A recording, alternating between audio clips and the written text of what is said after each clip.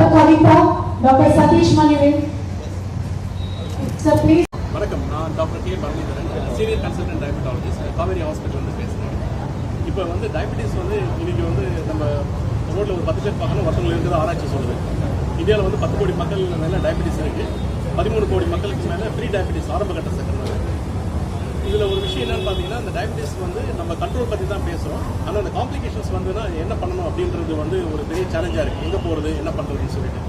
So இதை வந்து மெயினாக வந்து காவேரி ஹாஸ்பிட்டல்ஸ் வந்து இந்த டைமில் centre of excellence in diabetes complication management. இப்போ டயபெட்டிஸ் வந்துச்சுன்னா நம்ம பார்க்குறோம், ஹார்ட் பாதிக்குது, கிட்னி பாதிக்குது, இல்லை வந்து லிவர் பாதிக்குது, பாதம் எஸ்பெஷலி ஃபுட்டு காம்ப்ளிகேஷன் வருது. ஸோ அப்போ டயபெட்டிஸ் மட்டும் கண்ட்ரோல் பண்ணாமல் அந்த காம்ப்ளிகேஷன்ஸும் வந்து நம்ம எப்படி வந்து தடுக்கணும், அது வந்தால் கூட எப்படி அதை வந்து நல்ல முறையில் கரெக்டாக இது பண்ணணுன்றதுக்கு ஒரு எல்லா டீமுமே இருக்கிற ஒரு ஹாஸ்பிட்டல் பார்த்தீங்கன்னா இந்த காவேரி ஹாஸ்பிட்டலில் centre of excellence in diabetes complication management அதை வந்து இந்த டைமில் லான்ச் பண்ணியிருக்கோம். ஸோ இது வந்து சென்னையில் வந்து ஒரு பெரிய விஷயம். ஏன்னா பிகாஸ் சென்னையில் வந்து இதே மாதிரி ஒரு சென்டர் வந்து இதுதான் ஃபஸ்ட் டைம். ஸோ எல்லாருக்குமே வந்து ஒரே அம்பரலாவில் எல்லா இடத்துலையும் எல்லா வசதிகளும் கிடைக்கும், எஸ்பெஷலி டயபெட்டிஸ் காம்ப்ளிகேஷன் இருக்கவங்களுக்கு. ஸோ இதில் வந்து மெயின் வந்து அவங்களுக்கு எல்லா ப்ராப்பர் கேரும் கிடைக்கும். ஸோ ஐ திங்க் இது வந்து சென்னை மக்கள் வந்து கண்டிப்பாக இது வந்து பயன்படுத்தணும். அதுக்கான ஒரு முயற்சி தான் இந்த centre of excellence in diabetes complication management. So இந்த டிஷ்யூம் டயபெட்டிஸ் அப்படின்னு கேட்டிங்கன்னா இது வந்து ஒரு காமன் பீப்புளுக்கு, அதாவது டயபெட்டிஸ் இருக்கவங்களுக்கும் கிடையாது. டயபெட்டிஸ் பற்றி என்னன்னு தெரிஞ்சுக்கணும், டயபெட்டிஸ் வந்தால் என்னென்ன பிரச்சனை வரும், நம்ம என்ன மாதிரி உணவு பழக்க வழக்கங்கள் நம்ம வந்து கடைபிடிச்சா நம்ம ஆரோக்கியமாக இருக்க முடியும்.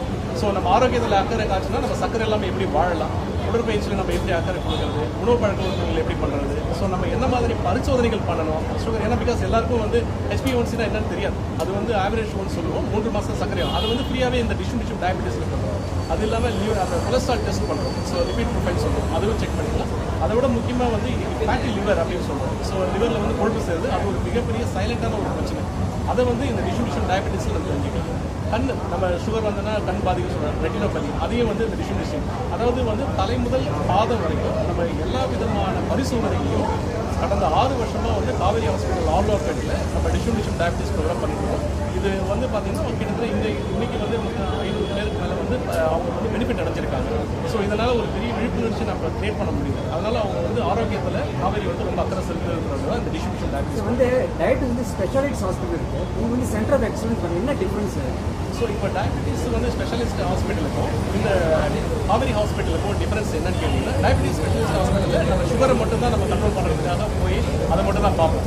சுகர் வந்துச்சுன்னா ஏதாவது காம்ப்ளிகேஷன், ஹார்ட் ப்ராப்ளம் வருது, இல்லை காலில் வந்து பிரச்சனை வருது, இன்ஃபெக்ஷன் ஆகிருக்கு, இல்லை வந்து வேறு ஏதாவது ஸ்ட்ரோக் மாதிரி வருதுன்னா அப்போ வந்து அவங்க திரும்ப டயபெட்டிஸ் ஹாஸ்பிட்டலுக்கே போக முடியாது. அதுக்கான ஒரு ஹாஸ்பிட்டல், ஒரு சென்டர் ஆஃப் எக்ஸலன்ஸ், ஒரு பாயிண்ட் ஆஃப் கேர்.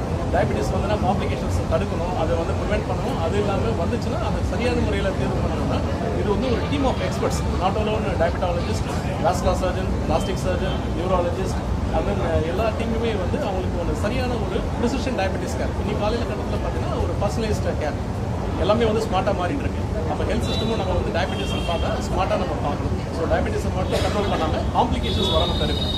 இன்றைக்கு காலகட்டத்தில் சுகர் வந்துச்சுன்னா அந்த கண்ட்ரோல் மட்டும் முக்கியம் இல்லை, காம்ப்ளிகேஷன் வராமல் தடுக்கிறது ரொம்ப முக்கியம். அதுக்கான ஒரு மெயின் இது டயபெட்டிஸ் கிளினிக்கும் இதுக்கும் டிஃபரன்ஸ் என்னன்னா, காவேரி ஹாஸ்பிட்டலில் வேறு giving complete care. Free examination age free examination இது வந்து ப்ரீ டயபெட்டிஸ்க்கு வந்து ஏஜ் லிமிட் எதுவுமே இல்லை. இந்த காலகட்டத்தில் ஈவன் இளைஞர்கள் கூட 20 வயசுலேயே வந்து ப்ரீ டயபெட்டிஸில் இருக்காங்க. ஏன்னா நம்ம உணவு பழக்கம் மாறி இருக்கும்.